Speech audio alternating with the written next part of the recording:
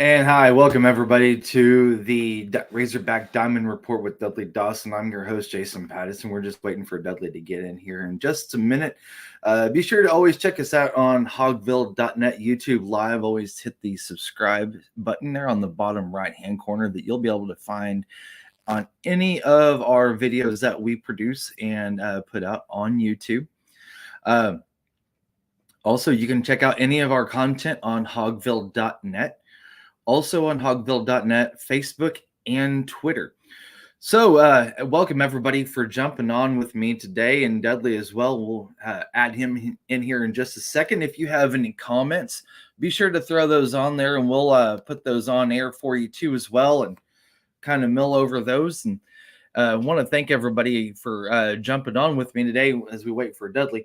So a quick disclaimer too, if anybody's going out for high school football coming up this weekend, be sure to take some extra precautions. It's supposed to be a hot one this entire week. Like I said, there is a little bit of a heat dome that's over this entire region. So I did see that the heat indices were supposed to be upwards of 100 degrees the entire the length of the football games for this coming Friday night when high school football in the state of Arkansas starts. So make sure you guys are out there and hydrating and getting well prepared for that as you go see your kiddos either on the football field or out there in band or out there just supporting the team also in your community. So be sure to hydrate. So really quick, I was just on with Otis Kirk just a few minutes ago on the Razorback football report. And one of the things that we had talked about was how loose Sam Pittman was during the scrimmage press conference yesterday afternoon. I know that the videos got out about between 1:30-ish, 1:45. I don't think I've seen him that relaxed coming off of a scrimmage. I know the first one, there were some question marks. I know that he was kind of going over some of those question marks. And really kind of, he didn't know quite exact. He had an idea of what the team looked like, but he hadn't been able to go back and watch it on tape. He said the same thing yesterday, but I can't remember the last time he actually called for a player to come up to the podium with him while he was speaking during his time. He was joking with Kyle Parkinson, the director of communications for the Razorbacks. He was joking with the press. He was joking with the players a little bit. And what I took from that was a guy that felt very comfortable with the product that he saw on the field at that time. Might have changed the dynamic a little bit. Might have changed his mind a little bit going back and watching some of that tape. That's fine. But from the initial reaction that we received from Sam Pittman was a guy that felt very comfortable with the team, felt very comfortable with from the start to finish. You had Isaiah Satania. He took the opening kickoff to the house. I know that there's a couple of guys back there. He's got, I do believe, either Snacks or Nudie that he's looking at back there with Satania and Bryce Stevens. And I think that's going to be something that he's going to want to make a decision on by Wednesday. That's when they start game prep for Western Carolina. We are inside 13 days, and I gotta love it when I say that we're inside of 2 weeks of our first game against Western Carolina at War Memorial Stadium. Kickoff is at 3 p.m. And be sure to check in with us. We will be doing a pregame live shot from War Memorial Stadium. Myself, I might have Otis come on, might have Drake Pretty come on, might have maybe Dudley, depends. I know that he'll be at a function for Charles Ballantyne at Newport and then driving over, so we'll just kind of have to see about that. If you do have any comments, throw them over there on the comments section. I'll be more than happy to put those up there. We'll discuss it a little bit. Just still waiting on Dudley to get in here with us, and we're going to take a small little break here, and we're going to wait for him to jump on here, and I will jump back in just a few moments.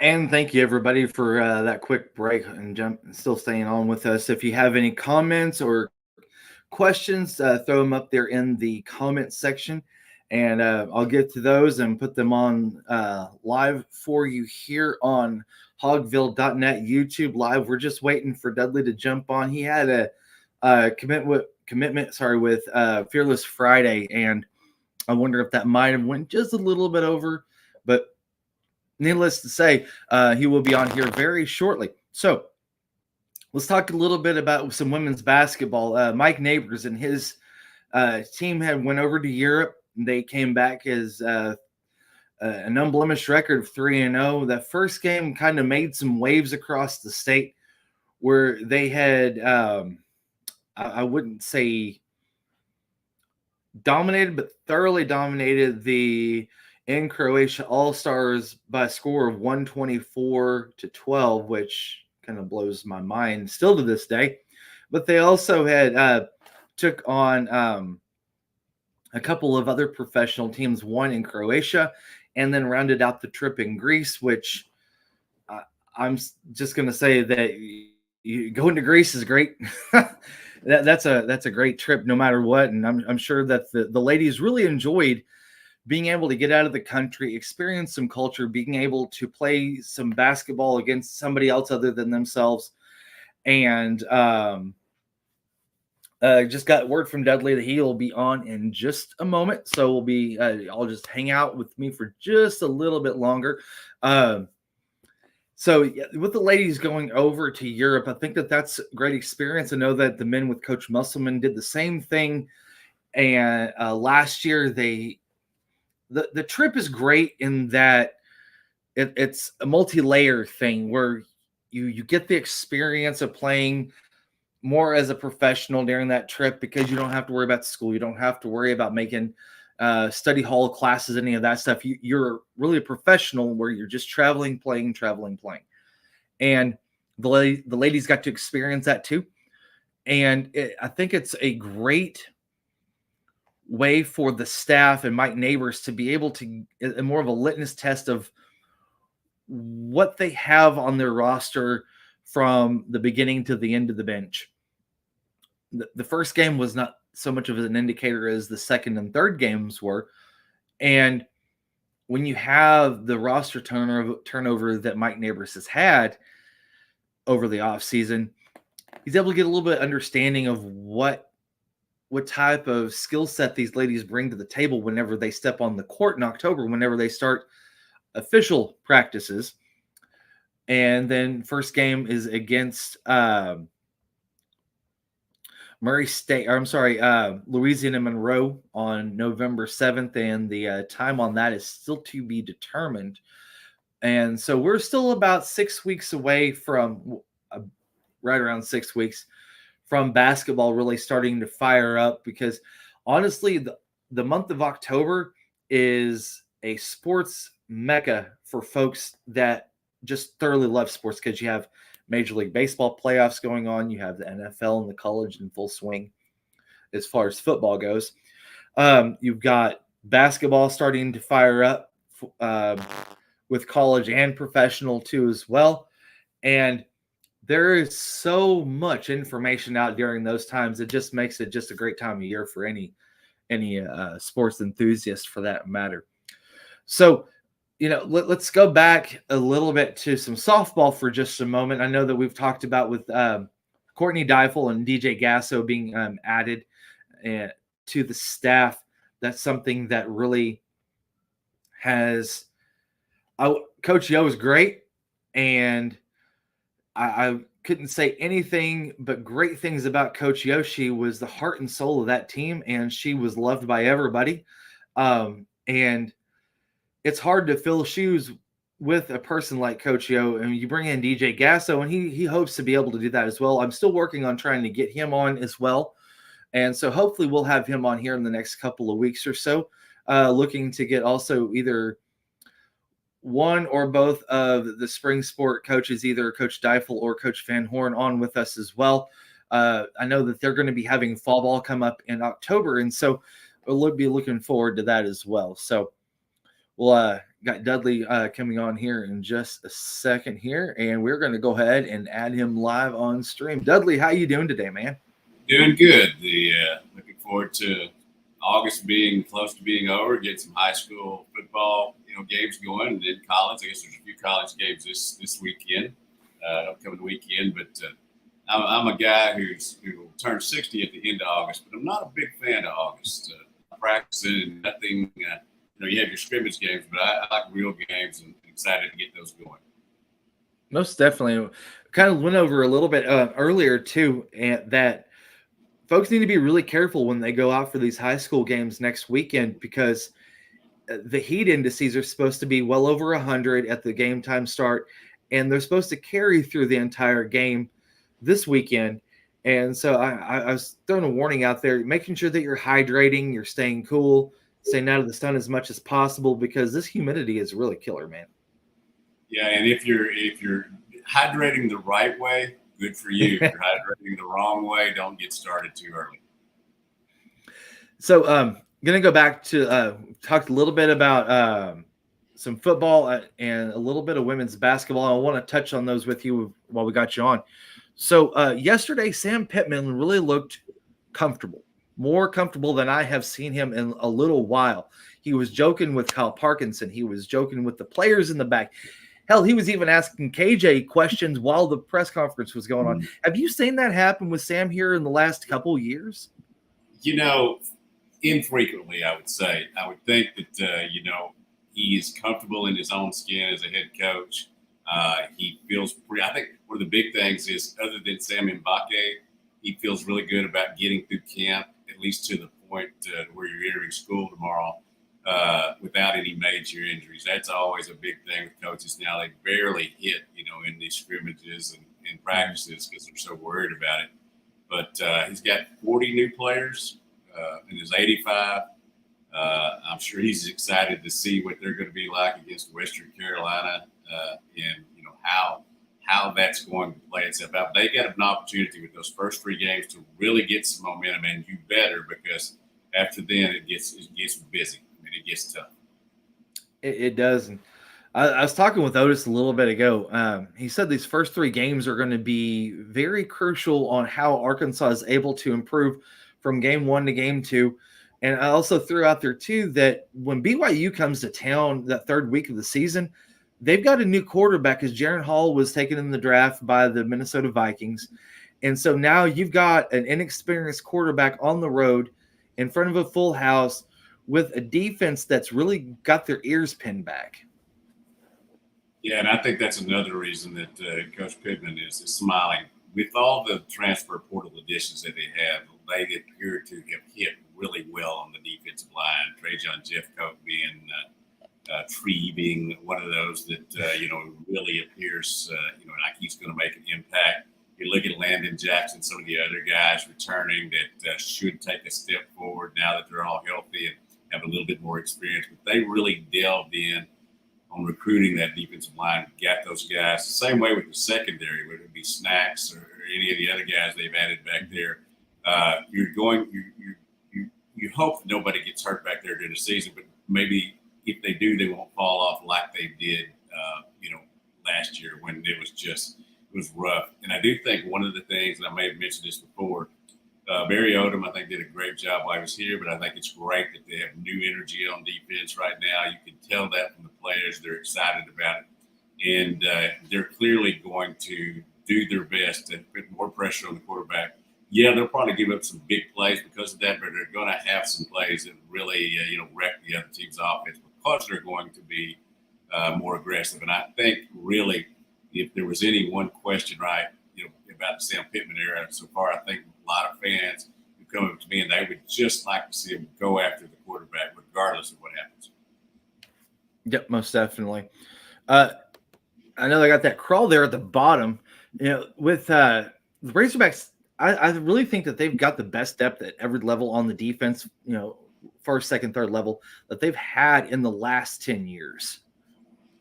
What I would say that I think they have the potential to be what we've seen, and we're not saying we get to see a heck of a lot of practice, but we do get to see more than a lot of folks. And what I can tell you is that The athletes look the part. They look the SEC part. They're doing well against their teammates. You can get a false sense of security if you're playing well against your teammates. But I do think that they added the right kind of depth in defensive line, linebackers, and safety. That was very much something they had to concentrate on, and they did. Marcus Wooten and Travis Williams really came in and got that going. Deke Adams and the other guys have done a great job as well, rounding things out. I wrote a story here a couple of days ago. Antonio Greer, and see a question up there on him now. It's they had to get some older linebackers in here because while you have some talented ones like Boo Paul and Jordan Brooke and some others that have been back, I'm looking forward to seeing some of the guys who've been in, Manny Powell, who've been injured, get a chance to really play. You needed to have Antonio Greer type and Jaheim Thomas type, who actually opened his season in Arkansas last year at Reynolds Razorback Stadium. It's going to be interesting. Has a guy ever played against Arkansas in Fayetteville one year and then played for them the next year in another home game, just not in the same city? That's what Jaheim Thomas is doing.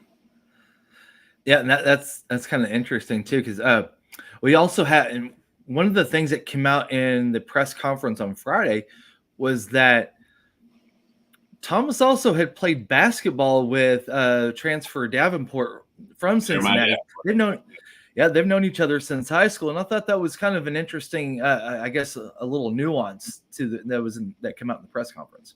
Yeah, and they said that they visited, a little bit when they were talking about transferring to different things. Obviously, the Luke Fickell getting the job at Wisconsin and leaving Cincinnati kind of, pushed to Jaheim Thomas's decision. Davenport is a guy that adds some length to the Arkansas basketball team that I think was needed. But it is you have to keep your head on a swivel these days, and I know they're going to cut it down even more next year. The number of days that you can have to get in the transfer portal and get somewhere else. Yeah. It just seemed like every day in football they were adding somebody else. 23 freshmen, 17 different portal additions, many of them on defense. And we're going to see that play itself out. I'd love to say they're going to be 7-5, 8-4, 9-3 in the regular season. But it would be, I think, kind of tough when you don't know how these 40 guys are going to mesh with the 45 that are here, how it's going to play itself out. But there are certainly, I believe, said this earlier, I think there's a higher ceiling for this football team this year than they were last year. If the quarterback goes down, Jacoby Criswell, Malachi Singleton, those guys are going to be able to, I think, play better than the QB2 here last year. Yes. Although he's at Texas State now, and I saw the other day that he was fast like Lamar Jackson, had an arm like Tom Brady, all these things that, so they're pushing him a little bit. Good luck to him. Most definitely. And that's one of the things that I feel really comfortable about too personally with this roster is that your QB2 is being also pushed by your QB3. And QB3 is Malachi Singleton. The kid's got a gun. Not saying that Jacoby doesn't, because I've seen what Jacoby can do too on the practice field. But I think Malachi is really going to be able to push for that starting job come next year too. Yeah, he's certainly going to give it a run. He's 6'1", 230. He's a thick young man, but he still has that speed. I think that, it obviously hurt him not being able to play most of his senior year after he got hurt. But also I think there are times in an athlete's body, especially in football, where the time to have a down a few months, while you're rehabbing from injury, I think that helps you as you go along. There's a 6 of one, half a dozen of the other, I guess. But I really think that he seems refreshed out there. Most definitely. So let's switch some gears here real quick. Lady Razorback team came back, basketball team came back from Europe with an unblemished record. And I was talking a little bit about what Mike Neighbors is able to do whenever they go over to Europe. He's able to empty that bench. He can see what he's got at the end of that bench whenever practices start in October, kind of get a little bit better idea of what he has on that roster, when they enter the season of that first game on November 7th. Yeah, I think everybody played at least 15 minutes. They went over there in each of those games. I think the highest that I saw was 28 minutes in one game so he was able to play all 13 that were over there. Got a good look at some of those youngsters in that recruiting class. Cristina Sanchez, the young woman from Spain, was not able to play with them because she was still with the Spanish national team, but she did catch a ride home on the plane when they came back from Europe. And, obviously while they were over there, got good news, just adding a little bit more international flavor. And Phoenix Pattyson from the Netherlands, 5'9" guard that he got a chance to play. Well, I knew he went somewhere, but I didn't realize that Coach Neighbors was going to Hungary and other places to increase his recruiting footprint. But he's already at the European Championships. And something I had never heard of before, the 3-on-3 World Championships. She also played there and did really well. So, I guess he got in some scouting and some vacationing at the same time. Yeah, and that's really key too. Whenever you're able to go over to Europe and not only play, but you're also able to scout a little bit and keep extending those little spider webs of information to folks that may still have that interest but haven't been able to find a route really to get a hold of some of these coaches other than just a direct message. Now he's able to go and put some eyes on some of these players and really he understands, I guess, maybe a little bit more than what he would see on the tape. Yeah. And, I think these days, certainly with television and the internet, these newfangled things that have come along, you have the opportunity to have your team be watched by more people. Phoenix told me that she had been watching Arkansas's games on YouTube after the fact. She was able to, see the elements of the crowd and stuff even before she came here. Then got here and really liked what was going on here. She was excited about playing in the SEC, as most people are. It's the best conference out there. There's certainly some other good ones, but you got to give him credit. Coach Neighbors had a chance this summer to. I should say a few summers ago, get this set up to go over there. And I think that although early on when he told them they were going to Croatia, they didn't quite know what the deal was with that, but they found out that it had a lot of nice beaches, and also that's where a lot of scenes from Game of Thrones were filmed. I thought one of the funniest things was one of his team, he told them that one of those buildings was built in 06, and they were like, "You mean 2006?" And he was like, "No, like 06." Oh my It's God. an educational form as well. Most definitely. And I also want to give a special shout out to I'm pretty sure I'm spot on with this is with Greg Popovich. He was inducted into the National Basketball Sports Hall of Fame. I think, was it Gary Blair was also this year? Or was he last year? Yes. Gary Blair was this year as well. This year too as well. Great guy. Always is a big Cowboys fan. We always talk about that a lot. But he certainly had a great career here. I'll say it for the 15th millionth time. That was the stupidest thing to let him get away from here and go to Texas A&M. Yeah. But it was a decision made, and you move on. And certainly, it's been a lot of entertainment since he left. With the coaches that have come through here. So, oh yeah, sure. Program continues to get bigger and better, I think. Most definitely. So a little bit of baseball, a little bit of softball coming up here in the next few weeks. We've got fall ball that's going to be right around the corner. I know that Coach Deifel's got, I haven't heard exactly yet what slate that they've got as far as, I think they're going to have something fairly close to what they had last October, where they had a few teams come in. Yeah. And baseball will start theirs up on September 8th. They'll start fall practice. I'm sure there'll be games and scrimmages right after that. I'm excited to go out and see some of these new guys that they picked up through the portal transfer as well, and also some of the freshmen that that they got through the draft. So he's got a situation this year. He made a statement last year. People were jumping on him that this is the best pitching depth he's had in a long time. Well, it was till people started. Their arms and elbows and stuff start where they certainly have a lot of capable arms this year. It's going to be interesting to see who gets, what kind of roles in the fall, both in position-wise players and pitching. You would think that that Hagen Smith, Brady Tigard, and Mason Molina, who would have been the ace at Texas Tech this year, would be your top three. But apparently Parker Cole's had a great summer. Dylan Carter's coming back from injuries, probably quicker than they thought. And you've got some other definite candidates to kind of push those guys on the weekend, and that's what you need. You need to know who your guys are going to be, and then you need to have, 2 or 3 other guys that can throw there in the middle of the week for you, and it's not you don't have to do a bullpen game all the time, which you want to do some of those to get them some experience, but you've got to have some depth there. We'll see if it's healthy depth this year. Yep, most definitely.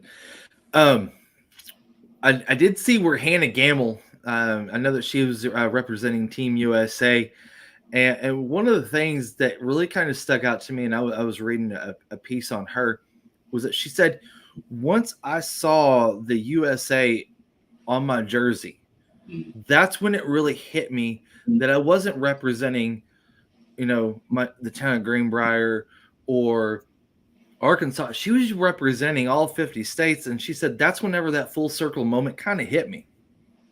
Yeah, probably the same thing with Austin Reeves, playing basketball with the USA World Team right now, and Bobby Portis. It's exciting to watch those kids that you've covered growing up and see them, have such great success and good people. Same. I think that I really expect Hannah to have a fantastic year this year. Wasn't the year that she wanted to last year. Kind of struggled out of the gate there a little bit, but she's a fantastic player. She's All-American for a reason 2 years ago, and she's going to be surrounded up and down that lineup with people that can hit the softball, that are just, they've got a chance to be an outstanding offensive team. And with DJ Gasso coming in, as an assistant coach and being the hitting coach, go along with Coach Deifel and some pretty good first baseman they had here that's also going to be an assistant coach here. I think, was that – yeah, I think that was Gibby. She's going to be coming back.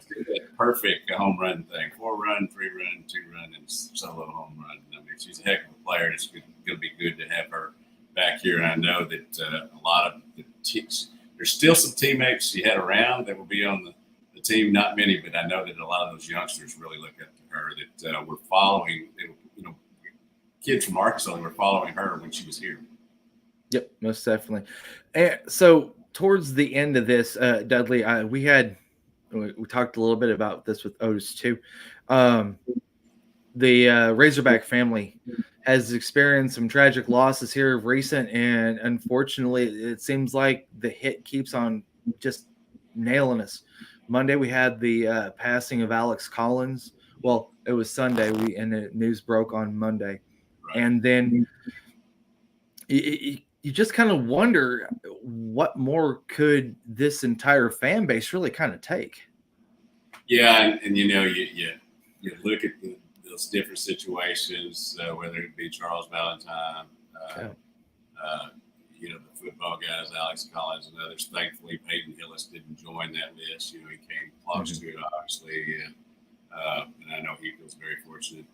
But it's just life is not fair. It's not. You're not given an extra day, all that.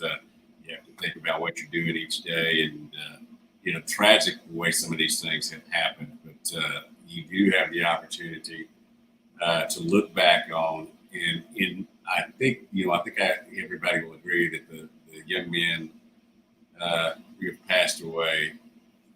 I think the two keys there, I think, that are big time characteristics of it. Number one, they all had great situations, whether it be Ryan Mallett, they're remembered as heroes for different things and all that. And also they were great ambassadors for the University of Arkansas and the state of Arkansas. I try to be objective when we're talking about the University of Arkansas, the programs. I am not objective one bit about the state of Arkansas. It's a great place to live. It's why so many people are trying to still move in here. I just think that there's a lot of wonderful people here, a lot of kind and caring people. And yes, this is the University of Arkansas program. It's basically a pro program and get a lot of support. And while I may not be on board with everything with the NIL and all that,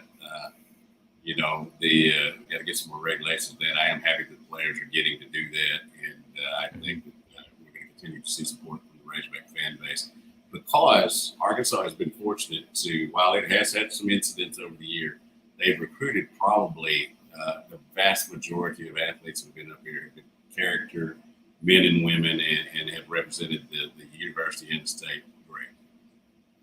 No stuff, yeah. And I did have to ask, I was going to ask you too, was there a favorite Alex Collins story, memory that you might have, just kind of remembering him a little bit? I think that it is. I think the things I will remember him most from, and we could talk about the letter of intent situation. We could talk about the river dancing. We could talk about his part of the Henry Heave and Hunter Heave and all that. But I think the thing that I noticed from him most, he would be one of the last guys who would come out of that. When they would come out of the locker room, he'd be one of the last guys that would stand around and would give everybody an autograph that wanted to. And you don't see that in every place. You don't even see it all the time here. Mm-hmm. But he was given a lot of credit, and he deserved it for being a guy who took time with the fans. And I think that's one of the things that I'll remember. I also remember a story about how he came into the interview room, did great with us, and then one of his teammates, he'll remain nameless, came in and didn't give his best effort, and you saw Alex Collins counseling him after that, basically telling him, this is the conduit to the fans. If you don't treat that situation right, I can expect them to treat you right. And so those are a couple of things that come to mind, other than just the great athletic ability that he had. His feet were unreal. It led to, I guess, a wave of river dancing here in Arkansas for a while. It did. Well, Dudley, thank you. I appreciate you jumping on with me. And I also follow Dudley on Twitter at Dead Sports. And I want to thank you again for jumping on. I know it was kind of a little bit of you were on with was it Fearless Friday that you were just on with? I've done Pig Trail Nation today. I've done Fearless Friday, and now I've done our YouTube. And my wife has been laughing at me. I've had 3 different shirts and 3 different hats. I didn't want to appear the same on each one, So. Oh, I appreciate that. I appreciate it. Now, I will say this. I did wear the same shirt with you and with Otis, so I think I'm going to start following your footsteps too, because our show is going to be now on Sundays at 4 o'clock. We'll be following Otis's show. And one of the things that Otis did say too was that this really kind of helps not do such a quick show right after a football game, where either folks are ready to go to bed, it's 11 o'clock at night, or they're tired of football altogether. They've just had 4 hours of, Arkansas football, and we're trying to get through press conferences and writing stories. I think it's going to be a better product for Hogville, and also it's going to help us to be able to, digest some information that we may not have received if we're doing a post-game show right after the game. Yeah, and I think one of the big things is we'll be able to, while not being able to just give outright things on injuries, we'll be able to know a little bit more about that, because we will have had both the current Arkansas coach who Otis will cover, and I will be going to the opposing locker room. We'll be able to kind of give a more valid look at the situation, and I'm looking forward to it. Yep, most definitely. So am I. Well, everybody, I want to thank you all for jumping on again. You can catch all of our content at hogville.net. Also you can rewatch this at any time, or any of the press conferences on hogville.net YouTube Live. And I just want to thank you all for jumping on, kind of bearing with us just for a little bit. And for myself, Jason Pattyson, and for Dudley Dawson, I want to thank you all for jumping on today.